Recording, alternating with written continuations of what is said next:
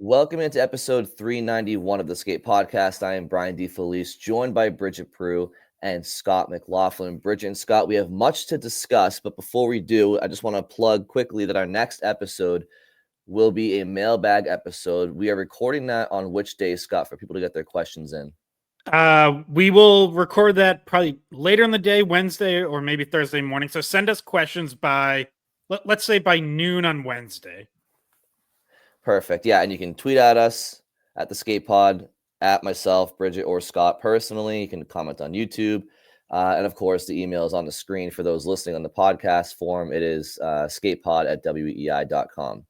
So, Bridget and Scott, the Bruins salvaged their Florida road trip with a big win against the Panthers. Some may say it was lucky. Some may say it was harder and maybe somewhere in between, but we'll break it all down right now. Yeah, okay, so I'll start with my opening shift, which is just that it was kind of a stop the bleeding moment, no matter how you got to the 2 points, which wasn't easy. And, when you give up a goal with 1 point whatever seconds left in a game to tie things up, you're like, okay, this feels like game 7 of not last playoffs, but the previous playoffs against the Panthers. It's like, oh, they tie in the last minute. All right, well, this is an overtime loss brewing.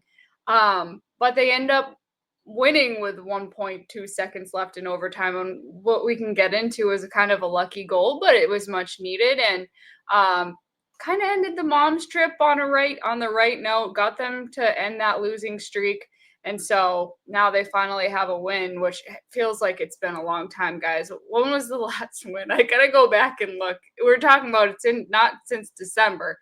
So yeah, that was against Columbus, right? So this was a while ago. On the second game after Christmas break.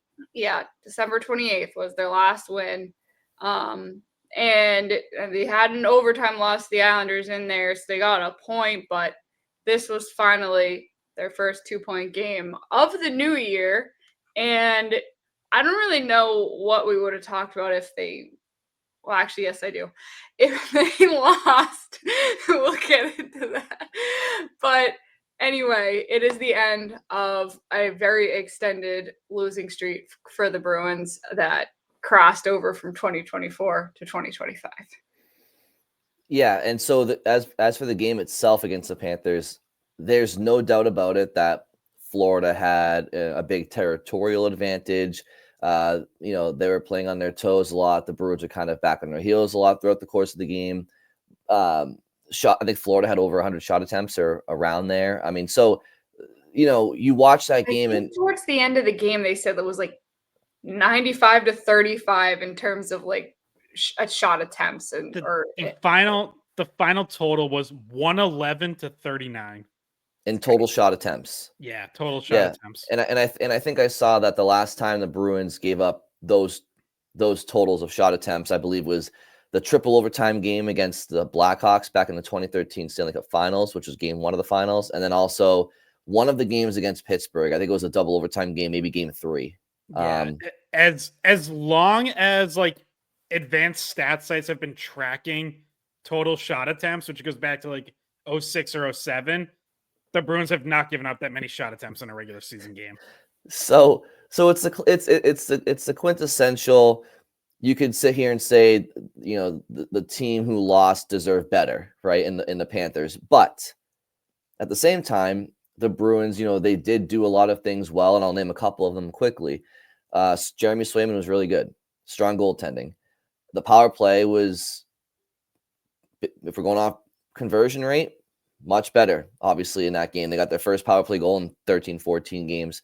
One thing I also liked in this Bruins game was, even though the ice was tilted in Florida's favor for much of the game, and as that third period got underway, even the broadcast was saying, like, you feel like the Panthers are going to inevitably tie this game, and it didn't take very long. And you're like, of course, the Bruins just give up a goal in the first minute of the third period, whatever it was. But what I did like was how the Bruins responded on the very next shift, which is something that we haven't seen much of outside of the fourth line. But this is from the third line, which is Wahlstrom, Brazeau, and Frederick, and they answered right back with the goal of their own to put the Bruins back ahead. Of course, the Panthers tie the game in a lucky fashion as well, with less than a second to go, or just over a second. And then this kind of gets me to my opening shift, which is the overtime goal for the Bruins, their second power play goal of the game, comes with David Pastrnak on his strong side, which you guys well know I've been talking about a lot this year. There's so many things where it's like, what can the Bruins do for this power play? Can they change the personnel? And it's no, they're not. There are certain systemic things that I haven't seen that, like, it's very obvious that when he's on his strong side, passing lane's open for him and the shot lane's open for him because he's a dual threat. But when he's on his offside with his hips pivoted for the one-timer, it limits what he can do. So while, yes, it was a lucky goal to win the game, at least it came in a format that I think they should be doing more of on the power play at 5-on-4. I don't know why it takes until overtime 4-on-3 situation. So it's frustrating, but hopefully they saw, oh yeah, this does open up more options on the power play when one of the most creative players in the world has passing and shooting options.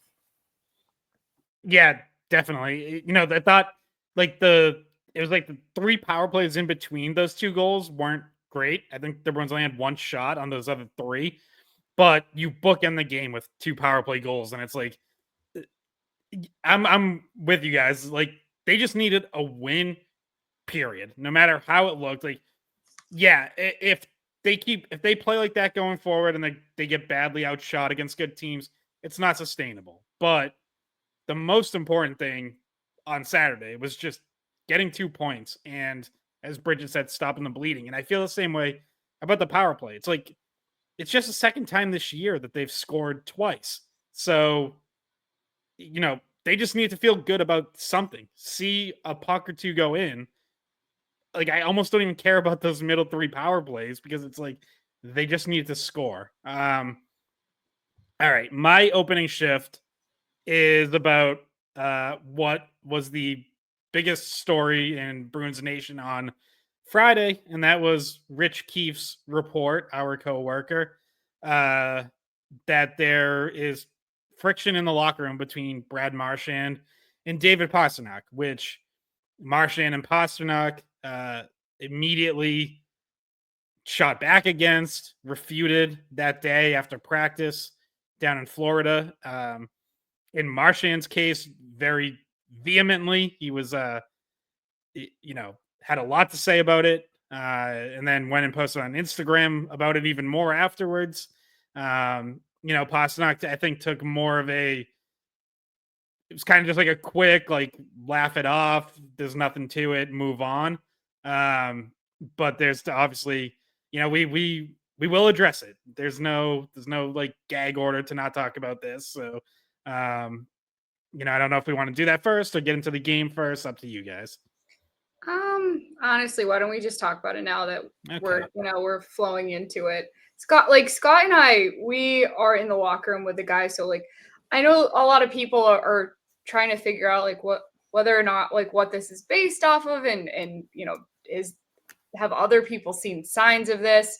And I, like, just to be honest with you, I've never seen signs that there was some sort of issue between the two of them. I always thought that they were pretty good friends. I mean, they were at each other's weddings. Their families are friends. Their wives are friends. They're always joking with each other. I mean, Scott, you posted a video earlier this season, not even that long ago, when Pasta kind of got dinged up in a game and someone asked Marchand, how's he look? And he's like, he looks great naked in the shower or whatever. Like, it was just like very obviously these guys just joke with each other. And I would never have seen a sign that something was off between them. And I know, like, the report being, oh, they don't like, Pasta asked not to be on the same line as Marchand. I just, like, on the surface, like, something makes me think that just wasn't the case. Just gut feeling based on like watching them interact, and also they're on the power play together, and they've been online And together. that's going great. It's not going great, no, and that's one of the reasons why like people start to believe certain stuff like this, because it's like, okay, people are looking for reasons why this losing streak was really brewing, and like where the locker room, like, is there issues in the locker room? And like, to be honest with you, maybe there is, but I just don't think that's one. So my counter would be, we wouldn't see it if there was some feud between Marchand and Pastrnak. they would both be smart enough to not do it while media's in the locker room. So we wouldn't see it in a Of media course not. setting. But they also were never going to confirm it. Like No, and that's another point is, the people who are like, oh, they bodied Keefe. It's like, what did you think they were going to say? Like, Yeah. of course they're going to deny it. So, what I would say here is, like, obviously, I don't know if this is true or not. Like, it's one of those things that you really can't confirm 100% one way or the other, because we're not in every meeting and we're not in the locker room when it's just the guys, and we don't know what they're talking about on the bench or during practice. What I would say is that, not that Keefe needs me to defend him, but all the people are like, oh, Keefe just made something up for ratings. That is not how he operates. And I would remind people that he has had a lot of dead on Bruins scoops over the last couple years, including Jim Montgomery getting fired and being replaced by Joe Sacco on an interim basis. He had both of those hours before anyone else. Details of Hampus Lindholm's injury. He broke the news that Brad Marchand had a concussion and was going to miss games in the playoffs, which, by the way, I think might be part of the reason Marchand doesn't like him. He had updates on Jeremy Swayman's contract negotiations, Pasternak's contract negotiations, like more stuff even beyond that. So this idea that he just makes it up and has no credibility, I wouldn't go there. I think Keefe has a lot of credibility when it comes to Bruins scoops. So I put some stock into this because, again, Keefe didn't make it up on his own. And if someone leaked bad information to him, I would say that's also a problem, because it would suggest that someone somewhere in the organization has an axe to grind against Pastrnak for putting it out there like this. So, I can't just like brush this off as like, oh, absolutely nothing happened and Keefe's just an idiot. Like, I don't think that's the case, but I do think Marchand and Pastrnak responded exactly how you would expect them to respond, and probably how they needed to respond.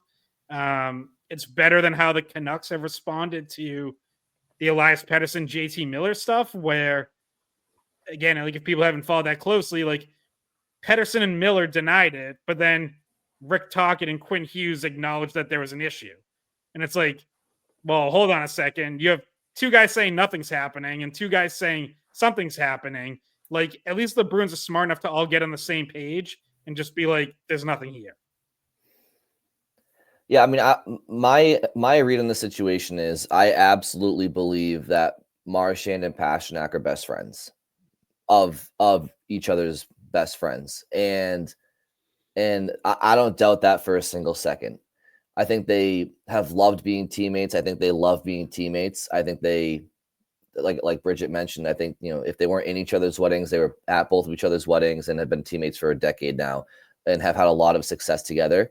So I don't think this is a situation of, disdain or dislike, even if there is some professional tension. And that can happen. Like, you can be best friends with somebody and at the same time be annoyed with them, professionally. And I think that both things can be true. There's a few things that jump out to me. I feel like Marchand's response to Keefe was very animated, where it kind of seemed like, if it is true, he's also probably pissed off at somebody in the Bruins organization, leaking this. And that's the other question that I have, but I'll get to it in a second. I also think that sometimes things can be fabricated in translation. So maybe what's really going on is there's just some tension in the room because they're losing. And yeah, in doing so, players are probably frustrated with each other. It happens, like, no problem. But I think the whole part about, like, maybe, like, I don't know if Pastrnak necessarily, the part that I'm not sold on is that Pastrnak requested to not play with Marchand. That seems like that could be, like, maybe. Isn't that the whole thing? Well, I think the part of, no, I mean, it's that he didn't request, that he requested to be on a different line, but that there's tension, that they don't really get along, and that that the room is what did Keefe say? The room is he called it a mess. A mess, and like that. So like I can see some of that stuff being true, that the room is disjointed and all that stuff. And look, maybe his report is true, to Scott's point. I just don't think that Pastrnak and Marchand don't like each. Like I think they are the best of friends. So maybe there could be a couple of things true here. Marchand's reaction seemed like somebody's reaction when they're like, it seemed very defensive. Like it almost seemed like, yeah, I don't know. I don't want to. Yeah, I mean, he called for Keefe to get fired. Like he called for his job. I mean, so like Keefe tweeted out Marchand's video, and he says, "Now I got Marchand calling for my job. No one acts this way if the story is really false. Thanks for the confirmation." So like obviously you can imagine the replies in Keefe's tweet there. I mean, I see what he's saying. Over 1,000 of them. Obviously, like we're sitting here, we have no idea. Like we're not a part of this, but in any event, I would surmise this. I think Marchand and Pastrnak are best friends, of each other's best friends. I do think the room is professionally. There's friction between probably not just them, probably others. I do have questions about, this new wave of leadership. I've said this before this year, like McAvoy, Pastrnak, like a room led by them and Marchand. I mean, there's been a couple of coaches let go in recent years. Bergeron was a part of that too. But my biggest question is, why would somebody, if this is true, why would somebody leak this information from within the Bruins to Rich Keefe? Why would you report on a team that you're involved with about stars not getting along? What would somebody have to gain from that? Kick in the ass, like spark, like trying to get them to end the losing streak. Like, I don't know. Like we've talked about this before earlier in the season when they fired Montgomery. It's like, oh, they kind of just needed a push in the right direction, and it kind of worked. And it's like, well, they were in a complete slide, 6-game losing streak, and they didn't have another answer. I don't know, Brian, because I've thought about it too. Like, what would, because I do not doubt that whoever Keefe's source was for all the other things he got right is the person he asked about this or that came to him about this. I just don't know why they would want this information out there. And some people responded like, sounds like something Sweeney would want out there, this or that. Yeah. But like, if you think about other, or Neely, but if you think about Keefe's other reports, first of all, do any of us here think that Cam Neely or Don Sweeney are talking to Rich Keefe? Maybe not. I don't fucking know. To be honest with you, I've thought about it. But I don't think it's them. But look at his other reports, right, and see if those would be reports that somebody in management would want out. Like, would they want the Lindholm stuff out? Would they want all the contracts? I mean, maybe there's some of the contract stuff, but like, you get what I'm saying? So if we go back and look at the reports that he's been right on, that Scott mentioned off the top, like, what position within the Bruins would it feel like would leak that to Keefe? Wouldn't it be management? And then into your guys' point, it's the same person. Who else would have known the contract stuff though? I don't know. It like could it be like somebody within, like, that's like a trainer or equipment manager? Like, I don't know. They know about the contract stuff. Well, they wouldn't know about Monty being fired. If you hear guys talking in the locker room and I don't know. I just don't know who it is. That's the $1 million question. Do you think someone has like an earpiece, like a spy, like they have just like a little microphone set up, like listening into stuff? I really don't know. I have no idea who it could be.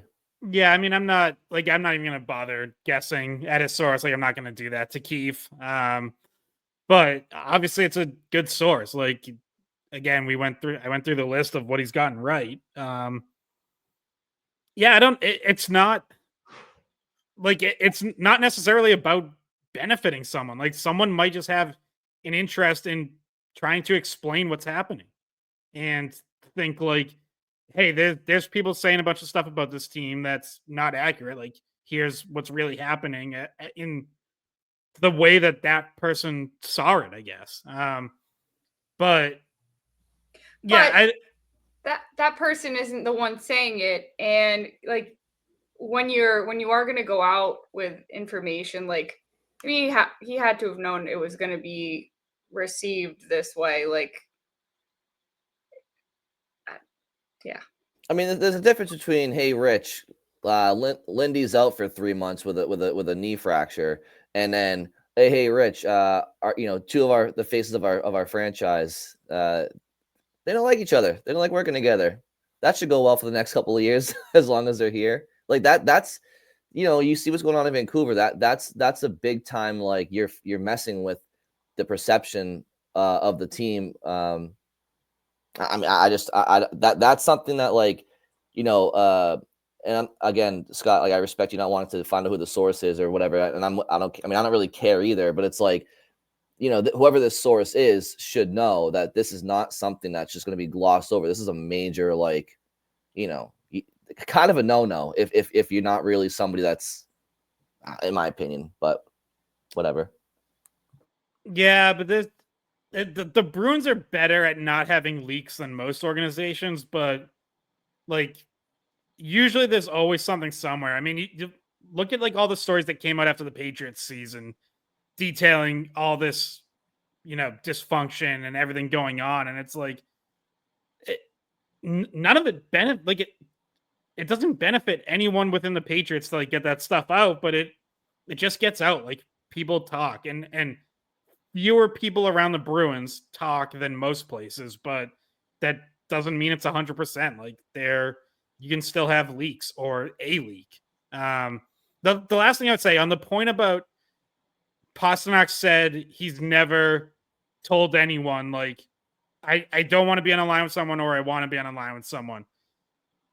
I would just say it's documented that he said multiple times he wanted to play with David Krejci. So again, like, that's wanting to play with someone versus not wanting to play with someone. But he said he's never done either, and we have it on the record that he did say he wanted to play with Krejci. Okay, Well, I will say Joe Sacco mentioned he's like I've been here for 10 years and I've no players ever asked a coach, and I heard that and I was like, okay, Joe, right? Yeah, like, again, like, not true. A little bit of doth protest too much. Like, Yeah. that 100% has happened. In the also, though, like, and this was part of Marchand's fairly long answer to this, which I didn't see till late because I was broadcasting that day, and I like got back and I was like, I need to watch this video that people keep sending me, but I hadn't had time. And part of what Marchand said was, yeah, sometimes me and Pasta like have to be on different lines because you want to spread the talent. Like, maybe this is misconstrued, and like Pastrnak was like, hey, maybe we should not be on the same line so that we could split up like scoring. It could be something like that, like very just run of the mill, normal, hey, spread the depth, like maybe we shouldn't be on the same line right now. Yeah, but I mean, I think people know the difference between those two things. So yeah, they do, but I'm just saying. Look, I mean, Pastrnak played on a line with Marchand for the better half of a decade, and The perfection line was one of the best lines in hockey. Like, I think part of it might be, I think a lot of it is, I think Patrice Bergeron said on one of the obstructed views this year, that alternative Nesson broadcast, that like unobstructed views. What I call it. Unobstructed views. You called it obstructed views, which nobody likes an obstructed view. I was gonna say that they're all just sitting behind a pole and they can't see the TV. Potato. And they're like, well, guys, what are we gonna talk about? I can't see the game. I bet Bruins fans wish we had obstructed views so far this year with watching this team. But he meant, I think he made a comment about how he used to have to calm Marchand and Pastrnak down on the bench from like chirping each other, but they're still best friends. So like, it's that both can be true. That's like me and Scott. Exactly. Yeah. I mean, Pastrnak talked about that in Spit and Chicklets a couple of years ago. He said that him and Marchand would like often get into it, and Bergeron would like let it go for a while and then step in and be like, okay, guys, enough. Exactly. So like, I don't think that dynamic is new between them. I think that they both have a lot of passion for the game. They both know each other's games so well that, and both of their games have always led to the others, that if somebody's not doing something well, it's affecting their play as well. So, but they've been best friends all the while. I think what I wonder is, because the team has, such a lack of offense, there's a lot of pressure on these two guys to play well. And look, I mean, Pastrnak for the most part, like, we've talked about it. None of these guys, honestly, outside of kind of Marchand, none of these guys have really been, who we expected them to be this year. And I'm sure Marchand's gotten annoyed at Pastrnak turning pucks over and this and that. But if this team had more offensive depth and more high-end talent, maybe there wouldn't be so much tension and friction because in Pastrnak, if he did say he didn't want to play with Marchand, wouldn't be saying that because there is an element of balancing some of their, stars right now. So yeah, I mean, look, I really don't think it's, even though I think some of the stuff might be true, I don't think it's that big of a deal. I don't think it's anything none of us really already didn't know, that they're really good friends, but they do have some friction on the bench. It's not a big deal. Like, we've seen it and it's been successful. I mean, if Pastrnak is saying he doesn't want to play with Marchand right now, if he is, I don't think that means he would be saying that again next year with a better roster around him. It might just be circumstantial right now, and there could be some frustrations.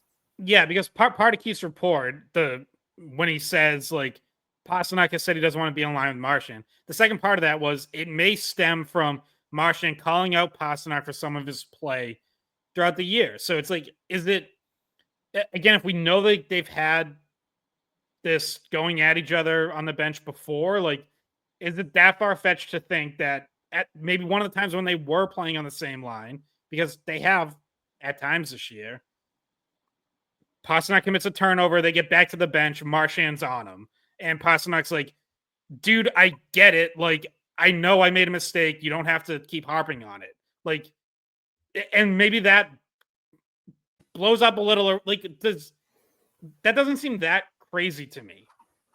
So I don't know. Like, just throwing like a scenario out there. I gotta find it too, because I want to see if I can find the game logs to see which game it was, so I can go track down the locker room footage. But there was a game earlier this year where they were playing on a line together, or they were about to, or they were in the middle of playing on a line together, and Pastrnak was asked after practice at Warrior about playing with Marchand and talked about how much he loved playing with them. I should track that down because it could be before Keefe's reports happened, quote unquote, where he has chirped him. But my point is, like, he literally was talking about how he liked playing with Marchand earlier this year. So maybe something happened after, or the truth is somewhere in the middle. But in any event, did any of you have any final takes on this story before we talk about some of the games and some of the transactions? Mark McLaughlin was on waivers, so there's some stuff to talk about roster wise too. Yeah, just my very last note on this. So we're recording early Monday morning. I saw Keefe already posted that like they're gonna address Marchand's response on their show Monday, 10 a.m. So I feel confident saying Keefe's gonna stand by his report.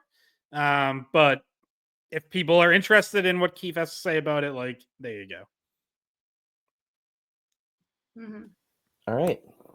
And before anybody comments on on YouTube about us, we have nothing to do with anything. We're not paid by Gary Bettman. We're not paid by Don Sweeney. We don't give a shit about it. We're just talking about what's gone on out there. We don't care about ratings. Listen to us, don't listen to us, watch us, don't. We don't, come on.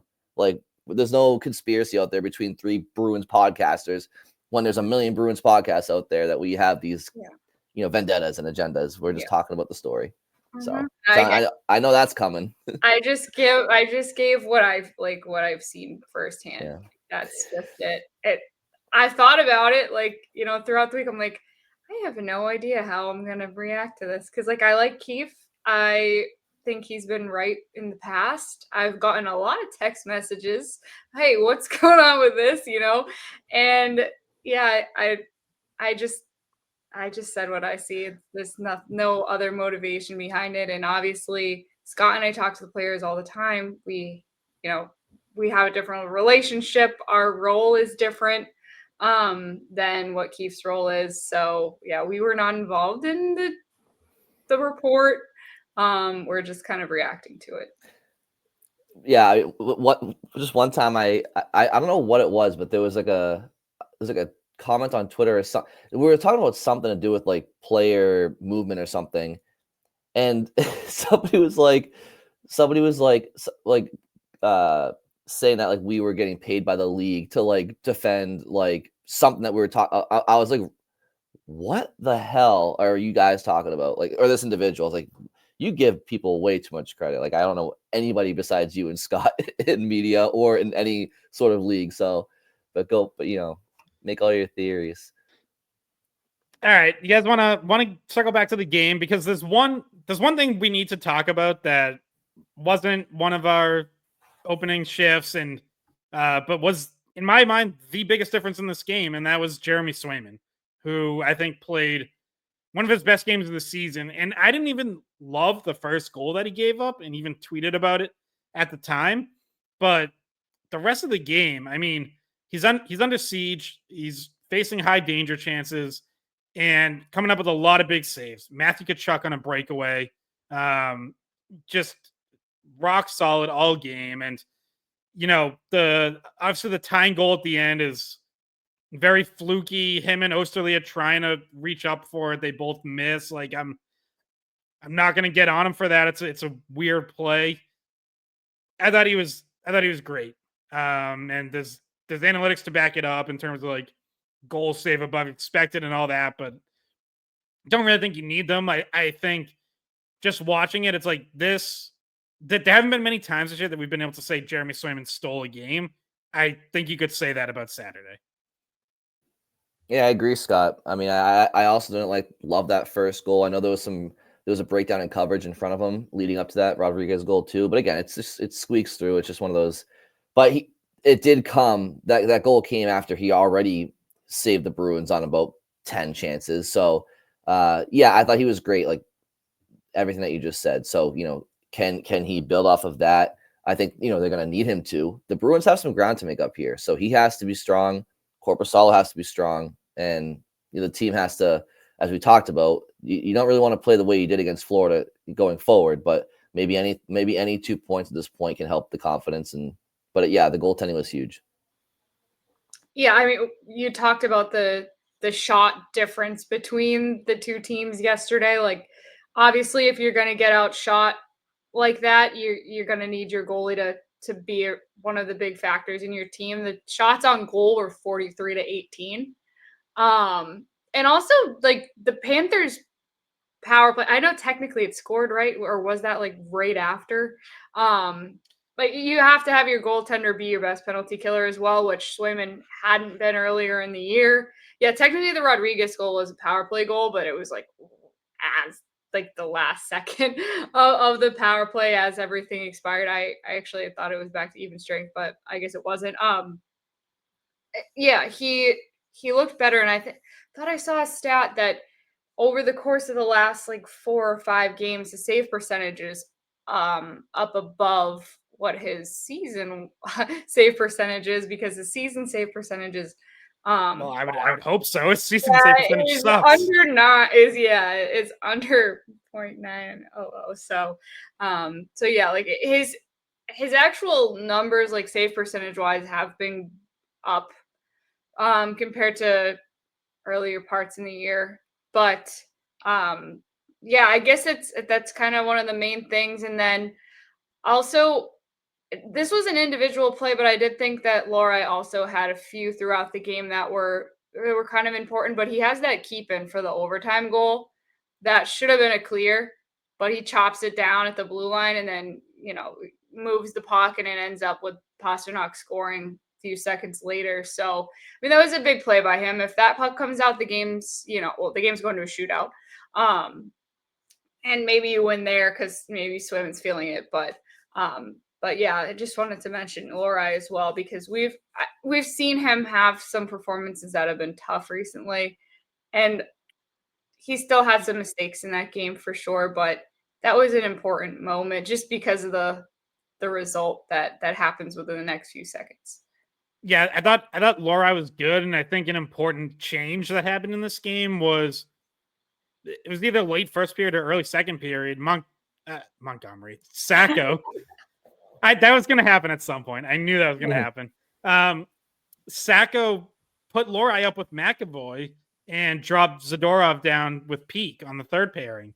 And it was funny. Like, I tweeted about it and said I liked the change, and then Zadorov and Peak immediately gave up a goal early in the third period. But I still like the change overall, because I think there's like this irony, right? Because we're like, well, Lohrei struggles in a third pairing role, and so like, why would you move him up if he hasn't really earned it? But I think what it allows to happen is, like, it gets Lohrei and McAvoy both going forward more. Like, we so often think about defense pairings as like well, you need like a stay-at-home guy to let Lohrei go forward more or to free up McAvoy more. Well, sometimes if you put two guys who can go forward together, they both go forward together and get involved as a five-man unit, and you keep more plays alive in the offensive zone. So I actually liked that look. I thought Saka was able to kind of optimize them in more offensive situations, and then Zadorov and Peak, again, that one goal notwithstanding, like they've been good together this year, and you can use that in more of a shutdown role. So I think I'd like to see more of that going forward. Yeah, I mean, I think I definitely think that Zadorov makes decisions at too slow of a pace for McAvoy's liking. Like, Zadorov takes his sweet time collecting the puck. He, and by the time he makes his choice, makes his mind up, if he wants to reverse to McAvoy or whatever, it's like, the forecheckers are already well on their way. So I just feel like Zadorov, the pace at which he plays at, whether it's foot speed, but it's mainly decision making. It's a lot of times it's not even foot speed. It's his just. He takes a long time to figure out what he wants to do, and it puts McAvoy in trouble as his deep partner. I think in this situation, yes, I like Lohrei with McAvoy for the reasons you said, Scott. I think in a perfect world, I think what I've learned in the last few months is that the right deep partner for McAvoy, I think, is Hampus Lindholm when he comes back. I think Lindholm can be that hybrid of, he can move the puck like Lohrei, he can skate the puck like Lohrei, but he can defend at a top pair level. So that could be something to look forward to. And then maybe you have Zadorov and Peak and Carlo and Lohrei or something like that. But for now, obviously that's not where we are right now. Yeah, I was gonna say that the problem there is I really have not liked how Lohrei Carlo looks together. And Hampus Lindholm is also the right partner for Carlos. So, unfortunately, you can't play Hampus Lindholm 40 minutes a night. No, but like I get what you're saying, because you're probably right. Like, Lindholm is probably the best partner for McAvoy, even though they haven't totally clicked when they've been together in the past. But it's just like, obviously you got to. I think they're still working to kind of optimize their lineup without Lindholm, which has now been a process that's been going on for 2 months and still isn't really set in stone. And then you're gonna have to figure it out again once he returns. But for now, yeah, I'd give Lohrei McAvoy a little bit of a longer look here, and maybe it works well enough that you do keep it together, and then you can put Lindholm with Carlo, which works pretty well. I will say Lindholm might be the best pair deep partner for Carlo, but I don't think Carlo is the best partner for Lindholm. I think I like, and personally, I want to cater to the guy with the higher ceiling than I do the guy that doesn't. Like, I'm sitting here saying what's best for Lindholm, not what's best for Carlo. Like that's just my opinion. And I'm not even disputing your take on Lohrei and Carlo not looking great together. I don't think anybody's looked great with Carlo in quite some time. So I'm just hesitant to give Lohrei consistently down the stretch those top pair minutes with McAvoy, because who's going to be going up against. So I do feel like he needs to be sheltered defensively. And that's why I would put Lindholm with McAvoy long term. When he's back and everything's clicking better. Right now it's a different situation. I'd bury Carlo on a third pair if I need to. Like, I'm not. Do you guys view Carlo as a top 4 defenseman right now, or is he just like? I mean, he's not playing like one. So to me, it's like I don't mind, making him earn it a little bit more as well. So I don't know. But in any event, I did want to get to something real quick because we got 10 minutes left. Mark Kaslick was out with an injury in Tampa Bay. Looks like he hit his head on the ice going down after that fight with Lilleberg? Is that his name? Yeah. Who, by the way, is a big, tough, strong defenseman. I think Tampa drafted him in like the 4th round. They found somebody with him.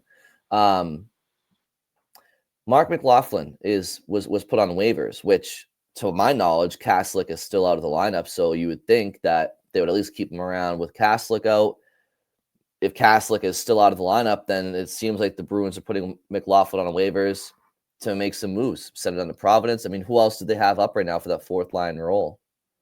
That's it. I mean, right now there's only 12 forwards on the active roster, and that includes Kaslik, who, again, as you said, like, we don't know if he's back for Tuesday or not. So, yeah, it's probably not worth getting into too much speculation because this is going to get outdated pretty quickly when we see who's at practice. But yeah, I assume there's got to be a call up coming. Otherwise, I don't know. That we know they like to have 13 forwards, so you're not waiving McLaughlin unless you're calling someone else up, I would think. And I'll also note that we'll find out at 2 p.m. on Monday if McLaughlin cleared waivers or not. Obviously, if another team claims him, then he's going to another NHL roster, and he's gone. And if he clears, then the Bruins presumably send him back to Providence. Yeah, I'd be interested to see what the counter move is. Do you guys, I mean, maybe it's not worth even asking this question, but like, do you feel like McLaughlin's gonna clear waivers? I feel like he will, but I lean towards him clearing.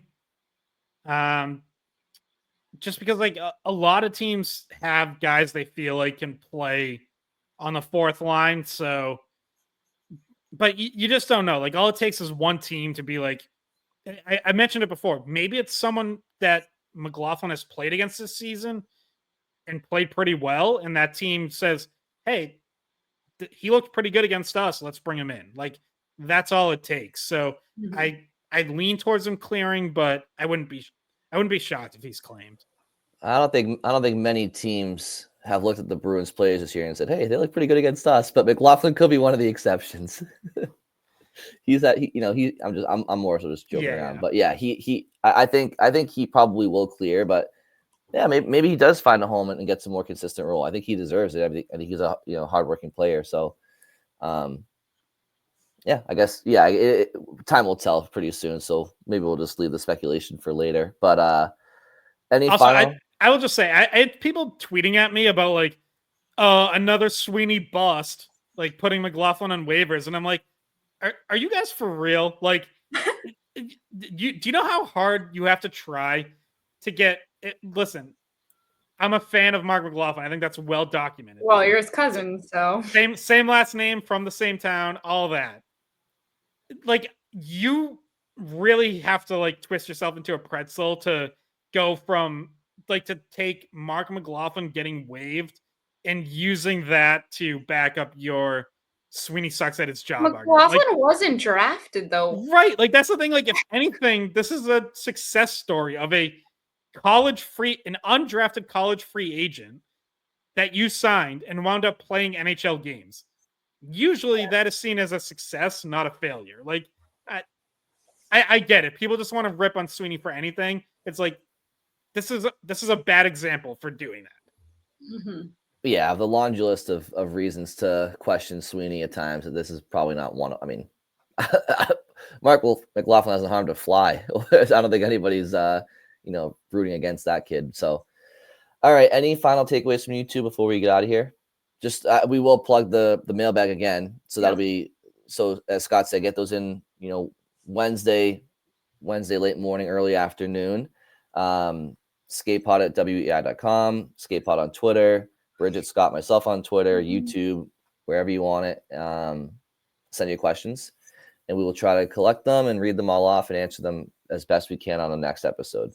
Yeah, and I mean, I guess just looking ahead to this week, Tuesday the 14th, Tampa Bay at Boston, and then Ottawa. They have 3 days off in between those games, so Ottawa's not until Saturday, and then kind of a weird schedule next week where they have San Jose, the Devils, Ottawa again, and the Avs. It's kind of a weird month, but like this is a hard stretch. Like Oilers, Tampa, Florida, Tampa was never going to be an easy stretch in this schedule. So can you salvage like making it 500 by winning against Tampa? we'll see. I will not be at that game. I'm going to plug my own thing here. I'll be broadcasting the first round of the Women's Bean Pot on Tuesday, and then the final round on Tuesday, January 21st at TD Garden. So that's what's coming up for me. I'm going to be super busy. So that actually is one of the reasons why we're pushing our next recording back a little bit, probably to, I'm going to need time to go back and watch that game because I'll be broadcasting during that time. So yeah. Does BU have a chance this year, Bridget, on the women's side? BU has a great chance. I actually think all three Hockey East teams are really good this year. Northeastern is always the Bean Pot favorite, I feel like, just based on history. If they win this year, it'll be their 20th, which is crazy. But yeah, BU has a good team this year, and I like Tara Watchhorn, who's in her second year as head coach, and we'll be talking to her actually right after I hop off this recording. So nice. Alrighty. Well, Scott, report from practice for us. Everybody listen to, Keefe probably at 10. Maybe he'll double down on his Marchand report. probably. And I doubt Marchand will ever be asked about it again by the Boston media now that he's back in Boston. So we'll see. But in the meantime, thank you all very much for listening, and we will talk to you later this week. Hey guys, thanks for watching the Skate Podcast. If you want to see more of our videos, visit our playlist. Not in front of a screen? You can listen to us on Spotify, Apple Podcasts, or wherever you get your podcasts. Don't forget to follow us on social media. And if you enjoyed this video, please don't forget to give us a thumbs up, subscribe to our channel, and leave a comment.